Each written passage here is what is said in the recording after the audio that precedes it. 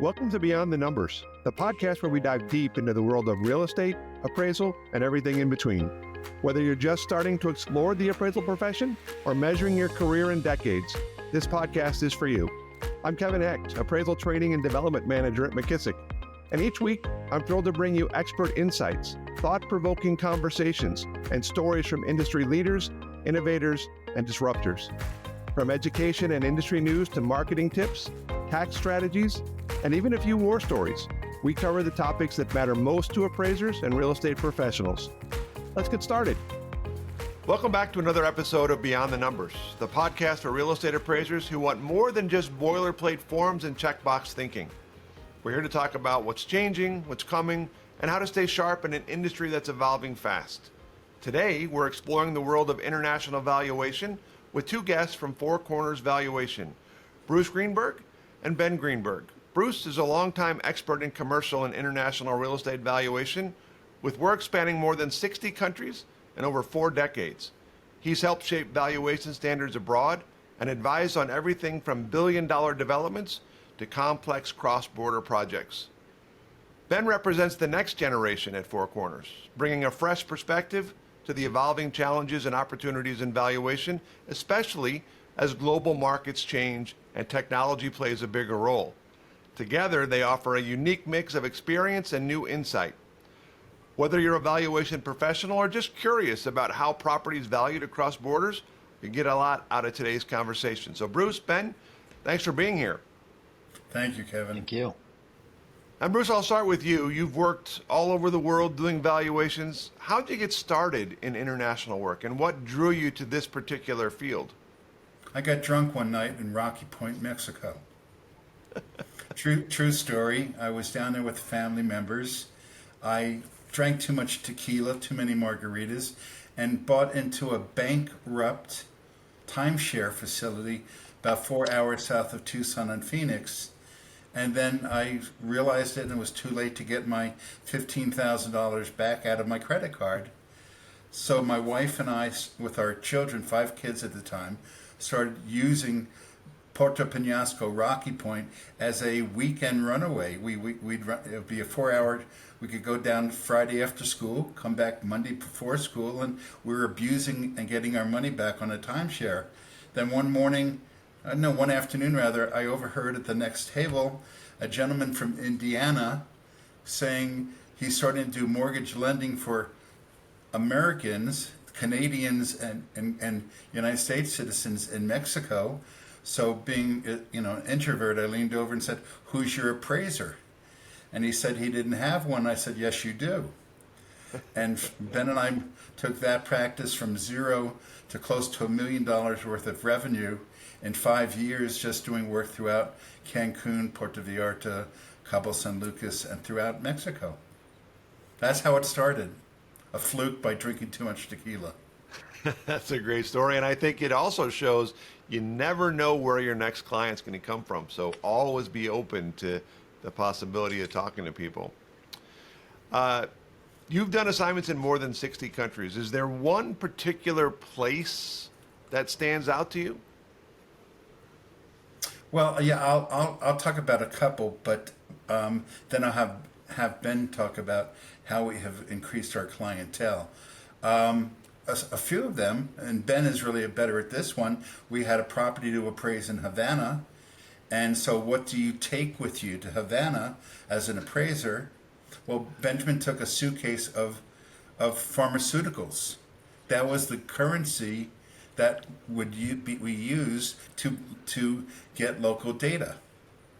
Another case would be we had an assignment to do an embassy in Kabul, Afghanistan. One of our sons, who is a lieutenant colonel in the Army, was stationed and did many tours in Afghanistan, and I shared with him our problem, and he said, "Dad, just send me a model report and don't ask any questions." And about a week later, this perfectly written report with photographs, floor plans, comes back and looks like something we wrote. Of course, we're going to review it.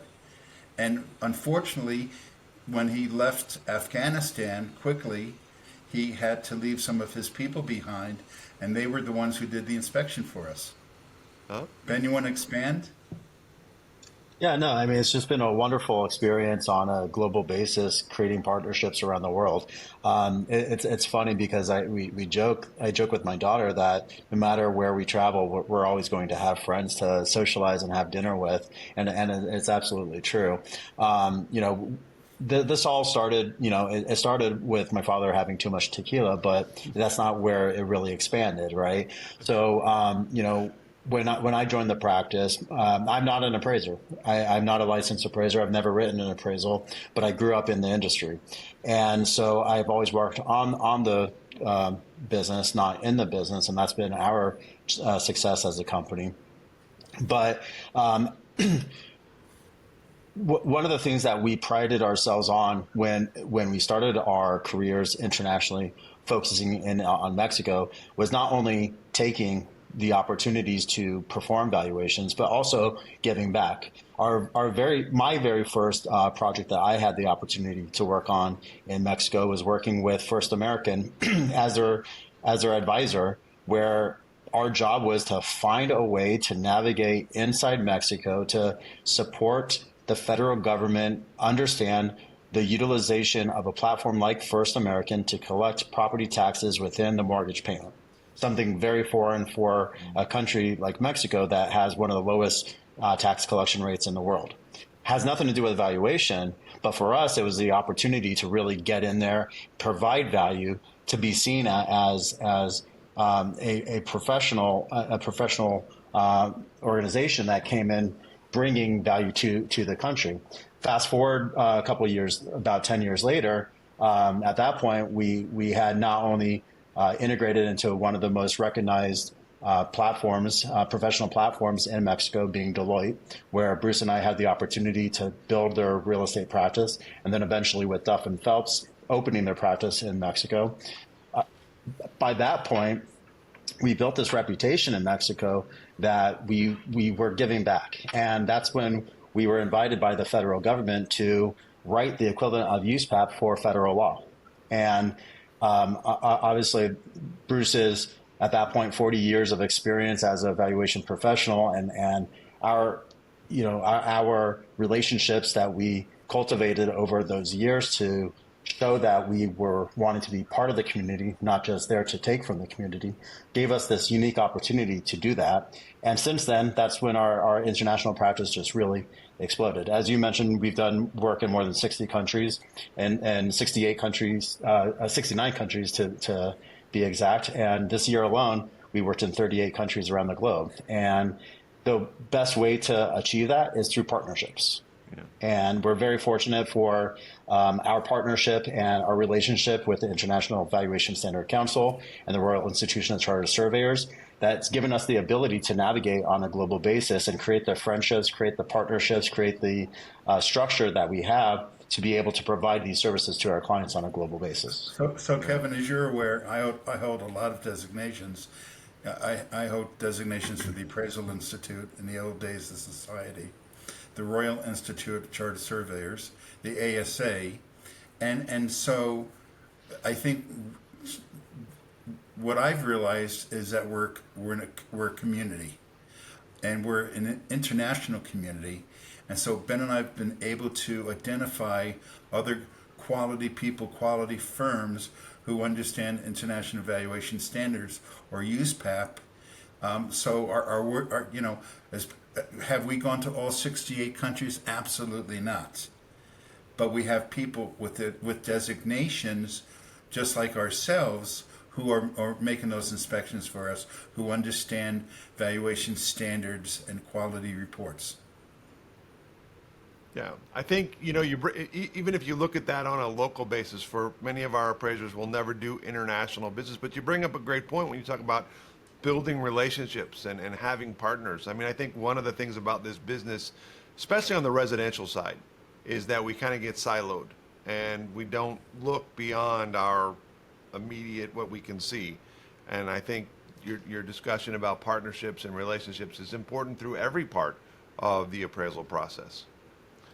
Let me talk to you about Bruce, before you go there, let me talk to you about my childhood. My childhood was was I was that kid that took the photos, that scratched off the stickers onto the photos and pasted things into the documents, and was the geek that was excited about seeing what famous actor or whoever singer that I could find in Tucson, Arizona in the microfiche documents.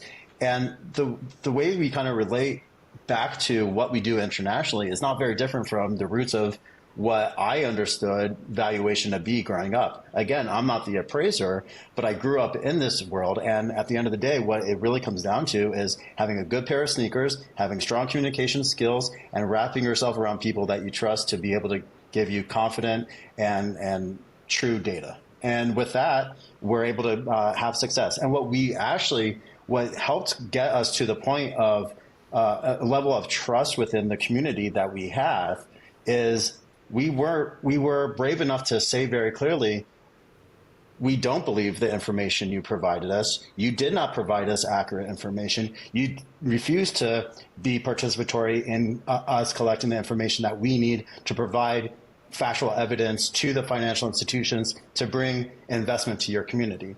And at first, it was a very scary thing for people in the communities to accept and acknowledge that what we were doing was for their own benefit. But at the same time, that's what helped us create the reputations that we have in the marketplace, that we are honest, we are fair, we're truthful. And at the end of the day, we are the ally of the communities that we serve. And in many cases, we don't get comparable sales. And so therefore, you have to use rental data, or you have to do interviews. I mean, you have to be able to deliver a report being to USPAP or IVS standards, but you have to explain what you did and what you didn't do.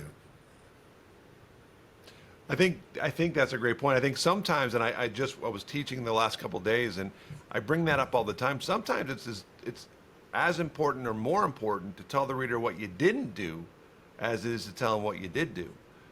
And often I think appraisers overlook that. Well, you talked about a couple of the ones you've recently done. Is there one particular or two particular projects that really stand out to you because they were complex and because they were massive in scale, or just what's the most interesting? Let's talk about one. And again, obviously, because of confidentiality, there's only certain things we could do. But we had to appraise again a consulate for an international country 2 days before the Haiti revolt.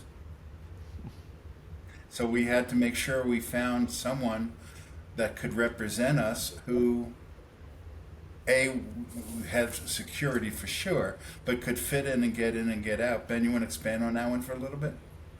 Well, I mean, honestly, in my career, I never thought I would have an experience like that, where I was literally up for 48 hours straight on the phone with security detail at any moment, because while our professional was on a flight down to Haiti, I was on the phone with the security detail warning us that there's a major risk of the coup about to occur. And so I was having to navigate and follow every step of that person to make sure that they were safe, that they got in and out and onto the property and onto the embassy without any issue, and out of the embassy and back to the airport. I mean, it was an extremely stressful experience for us, and horribly stressful for the professional that went down. But I mean, what was the most interesting was the fact that, we had to deliver. We didn't know how the timing would work out, but literally 2 days before the coup actually occurred, that's when we delivered our report. And then obviously all values had changed that day. And so fast forward 2 years, we actually are performing the same valuations on the same properties again, but this time there's no way to send anybody there. And it's a different date of value, and it's going to be a different report. But this time around, what's so interesting is through relationships that we didn't understand that we had then, that we were able to create because, we we celebrate our wins, and we showed on our LinkedIn that we performed an assignment in Haiti. And a dear friend of ours came to us and said, next time you ever do anything in Haiti, make sure to come to us because I have the relationships I do. And so literally right now we have the brother-in-law of the former president there on the ground collecting information for us. Because and so it's, but what's so interesting, like that's our researcher for this assignment. Yeah. And because they own one of the largest real estate companies in the country that's been on absolute shutdown for the last year and a half, and so it's been really interesting where, you know, the stress that we went through is nothing compared to the stress that they go through every day, and you know, you really get to have respect for our partners, respect for our peers that we put in these situations, and this has been really, it creates a lot more meaning out of the assignment for us, because you truly, our colleague on the ground, I mean, there's days where we speak to him where, you know, it's just a normal day where he's stuck in his compound community, and he hasn't left his community in literally 2.5 years. Has not left outside the gate of their community in 2.5 years. I'm going to come back to international in a minute if I could, Ben, and just share with Kevin. You know, 50% of our practice is international, while 50% of our practice is here in the United States. How many states are we now licensed in, Ben? 41 states. Yeah. Okay, and what Ben has done, again, I'm the old dinosaur. You know, I'm the old, you know, the old dinosaur. But Ben has brought into our world is the AI, and you know, as you know, Kevin, we have a sister company backing us up. So again, it's taking the old, as Ben said, the old sneakers and the old way of doing things and blending it with the modern tools. Ben, I know again we can't talk because of confidentiality, but you were just in the Caribbean for a week, and can you kind of share what that assignment is? Yeah, one of the most amazing experiences of my life. You know, this is one of those chances where you get to meet one of the families that you've always heard about in our history books. But here I got to spend an entire week with a member of the family, where I got to where our job is to work with them on their evaluations for their particular family financial purposes. But what the project that we were part of, it's potentially one of the next landmark milestones of the Caribbean, and brought to you by one of the most famous families in our history books. And so it's really exciting for us to be part of that. Absolutely. Incredible opportunity for us to be part of it. But even more so, I keep coming back to the relationships that I've gotten to embrace in this career. We've gotten the chance to meet and become friends with royalty, with some of the wealthiest families in the world, and some of the most influential business people in the different countries. And they put their pants on the same way we do. And they absolutely do. They absolutely do. Absolutely. Well, so, you know, the assignments, let me just come back to the world of valuation. So there's many times Americans own real estate all around the world. So we're doing, unfortunately, estates when people die, and divorces. We're doing tax planning. We're doing lending. We're doing consulting and now that I own this island, what should I do with the property? Ben, any other thoughts of what are the functions of us doing work around the world? Yeah, a big part of it is education. Obviously, rental studies. Yeah, and a big part of it is education. When we're finding these relationships with the local brokers and with the local attorneys and the local valuation professionals, it's educating them how, when, why, where, and all the information that they need to be ready for these life events. Because there's so much confusion when inside the U.S., you know, to go to your CPA, you go to your attorney, and it's very simple. Once you leave the boundaries of the U.S., you really have to find those specialized professionals. And once you're outside of the U.S., there's even fewer. And so a big part of our success is being able to create education and create materials and help them understand how to communicate better with their clients as to what's beyond fulfilling their dream of purchasing their dream home or their dream development or whatever it is. And that's really been a big part of our success. And in many times, my reputation, I was called Cesar.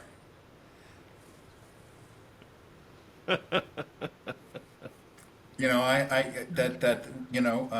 the project makes no economic sense, and I had to deliver that message, and that a lender, be it in the Americas or in Europe, are just, this is wonderful drawings and all this stuff, but it makes no economic sense, and I had to be the delivery boy to deliver that message. Yeah.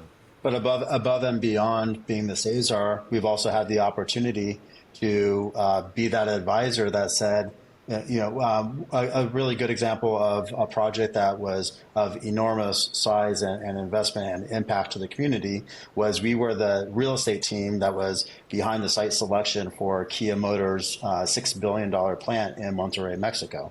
We were the ones that worked with the government officials from each of the different governments who were presenting their land, state governments that were presenting their land as the best option with the best incentives and all that stuff. And so, we've also had that impact where opposite of Cesar, this is your go-to, right? And now because we got to participate in a investment of $6 billion, which not only the direct investment by Kia, but it's all the investment of all the suppliers that came around them, and it's at least a 35,000 person employment that we got to help support for Monterrey. So there's an incredible side of being that Cesar as well. Ben, we might also want to share with Kevin, where's our staff located? All over the world.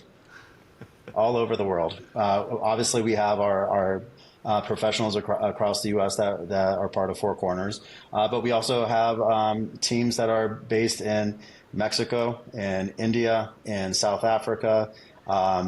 We have true partnerships. Spain and Spain, Dubai and Morocco. Morocco, throughout Latin America, we have associates. So it's we really. It's above and beyond just the partnerships. It's creating and building skills and building professionals in different markets as well. That's important to us. And that's awesome. So kind of as we wrap up here, one is probably not a small question, but you talked a little bit, you mentioned satellites. I mean, what about technology when it comes to international valuations? What do you use? Is there a growing use of technology in these types of valuations? So that's a really tough question because there really hasn't been to date. There's lots of players who are trying to be really strong in the data collection side. For instance, there's a platform called Solili in Mexico. The same owners and developers of that platform are now developing a platform called Urbanum here in the U.S., which is a similar type of commercial real estate database platform that gives us the ability to enter from a technology side. In one country in the Caribbean right now, we are working with the owner of one of the largest real estate influencers inside the country. Has now presented us to the federal government to see that we can work together with them to organize their data in a way that we're able to take the same valuation platform that we built for the U.S. for commercial real estate and lay it on top of their database, so that way we can help them create more efficient, more affordable, more time-effective valuations that conform to the international valuation standards that are expected. So it's starting to happen. It's starting to happen by example. Same with in Dubai. Our partner in Dubai we're working diligently to develop similar tools that we have here because they have the access to the data. But it's all very pioneering because it's all brand new to majority of the countries. The only other countries that truly have databases that are super similar to the U.S. are limited to the UK, to Australia, New Zealand, and a few other EU nations. We're in the first inning, technology-wise, in most countries. Yeah. Makes sense. Got to start somewhere. Well, last question. If there's someone out there who's interested in getting involved in international valuations, what advice could you give them? Well, we're all about, Kevin, as you know, because I've taken many of your classes, mentoring. You know, we're very much about mentoring. We'd be happy to talk to people. It's first understanding USPAP, understanding IVS, understanding the community, being involved with ASA, being involved with RICS, being involved with the Appraisal Institute, or what many organizations. Yeah, I would say just, Ben, I'll let you expand on it, but you know, I'm talking from as a person about to retire and leaving the industry after 55 years, and then the next generation going forward. And I think it's a matter of really being open-minded. I only speak 2 other languages. One more conversationally, one I grew up with, Spanish being my primary other language, but I can say hello and 20 other words in another 10, 15 languages because I care, because I want to show the people that I'm working with that I listen, and I do care about their feelings and their personalities and their way of life and all that. I know that when I'm speaking to somebody from Trinidad, I'm going to rave to them about going to buying doubles on the street from the street vendor, and it's the most delicious thing you can have. And if I'm speaking to somebody from Portugal, I'm going to talk to them about my experience in Madeira, and it's, you know, it's just learning to relate with them, but also understanding their culture. Well, the other thing is that we have the image of being ugly Americans. We know all. Yeah. It's very true, and it's very true, and it's also a matter of knowing what a yes is and when a yes really means a no, and it's also a matter of knowing that in certain cultures this means yes and this means yes, right? And that's it's a real truth of what we deal with, and learning why. It's not just accepting that that's what it is, but actually learning why and having conversation around it and creating the relationships has really been what has brought us to our success. Understanding the culture, understanding that, understanding the culture before you get into that community. I mean, I'm honestly up between 4 a.m. and 4 a.m. to 12 a.m. every single day because I'm communicating with our colleagues in all parts of the world, because it's important that they not always cater to me. But coming back to your question, Kevin, I guess what someone can do is get drunk in a bar in Mexico. All right, I got to say on behalf of McKissock, we're not promoting that, Bruce. But if it happens, it happens. But that is not in our education list. Well, listen, guys, thank you so much for being here with us today to give us some insight into what you do. I think it's a fascinating part of the appraisal process, and I really think that your focus on relationships and, to your point, Ben, about getting to know the cultures and everything, is something that every appraiser can use no matter where they are, and I think that's great advice. So that's going to do it for today's episode.